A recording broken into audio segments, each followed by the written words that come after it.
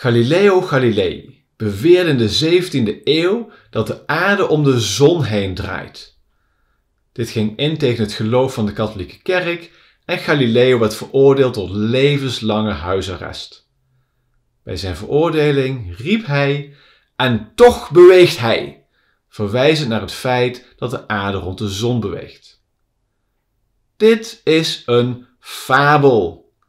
Er is geen enkel bewijs dat hij dit gezegd zou hebben.